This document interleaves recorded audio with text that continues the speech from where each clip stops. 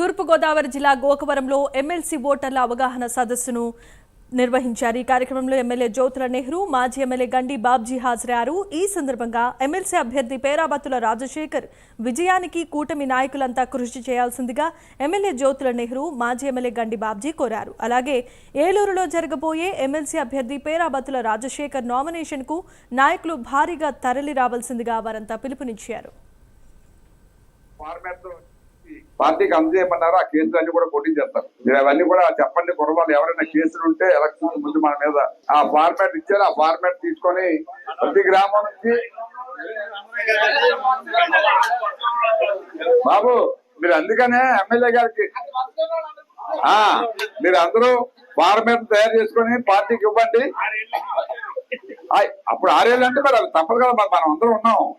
ఇవన్నీ ఇప్పుడు ఫార్మాట్ లో ఇచ్చేస్తే ఏది తీయగలుగుతారో తీసేస్తారు ఇప్పుడు ఇమీడియట్ గా.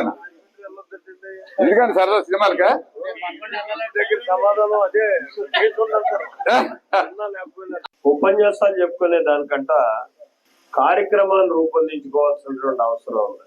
ఎందుకంటే దగ్గరికి వచ్చేసాం ఎన్నికలు. 10వ తారీఖున నామినేషన్ వేస్తున్నాం మన అభ్యర్థి రాజశేఖర్. మొన్నటి రోజు మన ప్రత్యర్థి అంటే ఎన్నికల్లో ప్రత్యర్థి, అంతేగాని అతను మనకి వ్యక్తిగతంగా ఏమి ఇబ్బంది లేదు. అందరం మిత్రులమే. చాలా ఆర్భాటంగా తన స్ట్రెంగ్త్ చూపెడుతూ నామినేషన్ వేసినటువంటి పరిస్థితి. అంటే అక్కడికి వచ్చినటువంటి ప్రతి ఒక్కళ్ళు 10 మంది వస్తే 10 మందిలో 90 ఓటర్లు, ఒక్కడే ఓట్లేనటువంటి పార్టీ కార్యకర్తలు. ఆ స్థాయిలో చాలా ఆర్భాటంగా పటిష్టంగా నామినేషన్ వేశారు. ఘాటుగా సమాధానం చెప్పాలంటే ఓటర్ల కంట లీడర్లు ఎక్కువ ఉంటాం మనం. ఉపన్యాసాలు చెప్పుకునే దానికంట కార్యక్రమాన్ని రూపొందించుకోవాల్సినటువంటి అవసరం ఉంది. ఎందుకంటే దగ్గరికి వచ్చే